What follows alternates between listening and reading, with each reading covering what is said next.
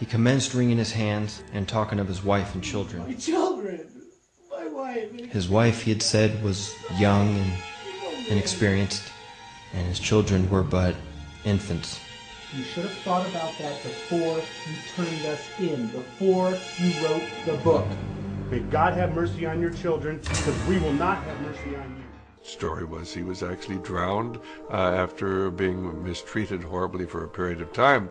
As a result of the Morgan incident, a series of official investigations took place. In 1829, a New York State Senate committee published its findings on Masonry, stating that its members were found in almost every place where power is of any importance. 5 years later, in 1834, a joint committee in Massachusetts reported that Masonry was, quote, a distinct independent government within our own government and beyond the control of the laws of the land by means of its secrecy. A monument was erected in Batavia, New York, and remains to this day. The inscription on its base reads, "To the memory of William Morgan, a native of Virginia, a captain in the War of 1812, a respectable citizen of Batavia, and a martyr to the freedom of writing, printing, and speaking the truth. He was abducted from near this spot in the year 1826 by Freemasons and murdered for revealing the secrets of their order." America's second central bank was abolished by President Andrew Jackson, in which he stated, "The bold effort the present bank had made to control the government, the distress it had wantonly produced, are but premonitions of the fate that awaits the American people should they be deluded into a perpetuation of this institution or the establishment of another like it." In 1832, his re-election slogan was "Jackson and no bank." In 1835, Jackson paid off the final installment of the national debt, being the first and only president to accomplish this, done by issuing currency for government bonds instead of issuing treasury notes. A few weeks later, a man by the name of Richard Lawrence tried to assassinate him. This was the first assassination attempt ever on an American president. He was found not guilty by reason of insanity. He claimed wealthy people in Europe put him up to it and guaranteed his release if he was caught. From their beginning with founder Ignatius Loyola in the 16th century, the Jesuits were a subversive organization known for their lust for power. So nefarious were they that the Marquis de Lafayette in 1799 said of them, "It is my opinion that if the liberties of this country, the United States of America, are destroyed, it will be by the subtlety of the Roman Catholic Jesuit priests, for they are the most crafty, dangerous enemies to civil and religious liberty. They have instigated most of the wars of Europe." Napoleon Bonaparte, while lamenting his exile on St. Helena, said, "The Jesuits are a military organization, not a religious order. And the aim of this organization is power. Power in its most despotic exercise, absolute power, universal power, power to control the world." Their entire system was set up like a game of chess. They moved a religion into one space and a secret society into another. They created a battle over there and saved the people with their monetary system over here.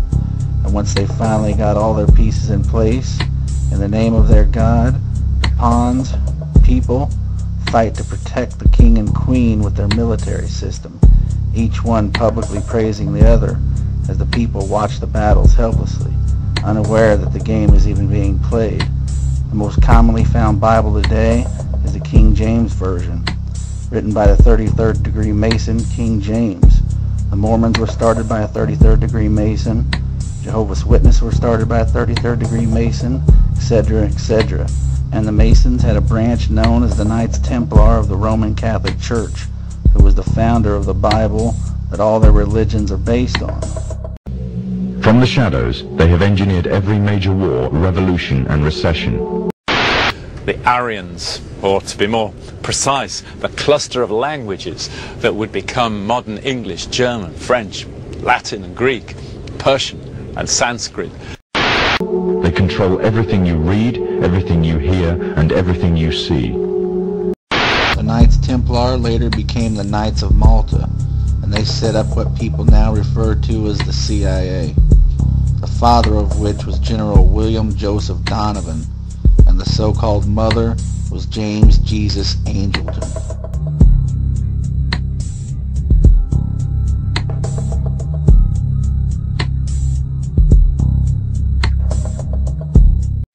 They have managed to indoctrinate an entire populace to their way of thinking and have infiltrated key positions in places of authority. And it is from the shadows that they have created a new political order, a new economic order, and more sinister, a new religious order. The three most important obelisks in the world today have been placed inside their three most important city-states: the inner city of London, Vatican City, and Washington, D.C. These three pay no taxes, have their own flags, and operate under Roman laws.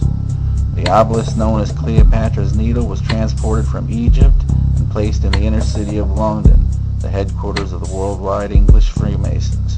The obelisk in Vatican City was taken out of Egypt and constructed in St. Peter's Square. It was placed so that every pope that addresses the square must face it, and the city itself was designed as a giant key. The Star of Athena was placed at the end, the goddess of war, and the third, the Washington Monument, dedicated by the Freemasons Grand Lodge of the District of Columbia in honor of our first Masonic president, George Washington. Athena was even placed on top of the Capitol Dome in Washington, D.C., and under her states E pluribus unum, Latin for out of many, one, and in reverse, as symbolized by her star, it means out of one, many. There is nothing wrong with your television. Do not attempt to adjust the picture. We are now controlling the transmission. We control the horizontal and the vertical.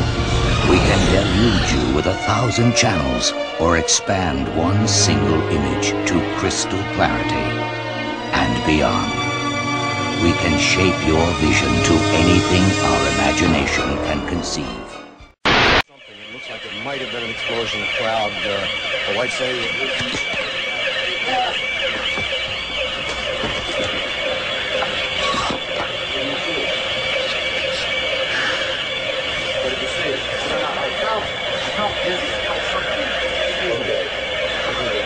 You take it. Okay. All right. My apologies, sir. He's putting on a gas mask. There hasn't been any gas dropped here that we could tell. You smell anything? No. You may smell some of the fumes from a missile exhaust going off. The missiles use a rocket, a cordite, some sort of burning. We just heard a little thump just then. But I have to apologize for that. I caught a whiff of something and felt momentarily dizzy. You're more experienced.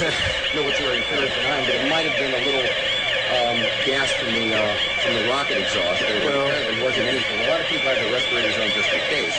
And again, one thing we have to point out, just so people won't think. Je suis un journaliste américain. This is a Scud. You can tell it by its distinctive label. Now, when the missile is launched, the first thing you look for is the plume sticking out behind it.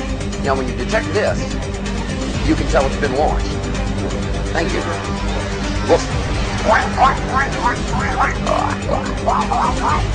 Geopolitics by Dan Quayle. I'm going to go get my hamburger and my coffee. All clear. Every time I order something, this happens. All clear. Thank you.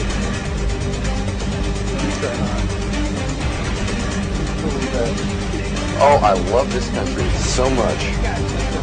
So much. So much. So much. We are at the end of the age of the fish. And by knowing when the flood was going to occur, the ancestors of the people who are in charge of our lives today were able to prepare for survival. Today, most people refer to one of the most ancient ancestors of this bloodline as God. Since the ending of the age of the bull, they have controlled almost everything your ancestors were allowed to know and think. This concept of controlling your thoughts through the mainstream media is nothing new. That is why the horns of the bull is their hand sign. It has nothing to do with their make-believe Satan. The sign people think of as the horns of Satan is thousands of years old. It is the sign of Enlil, Zeus, the god of the Bible.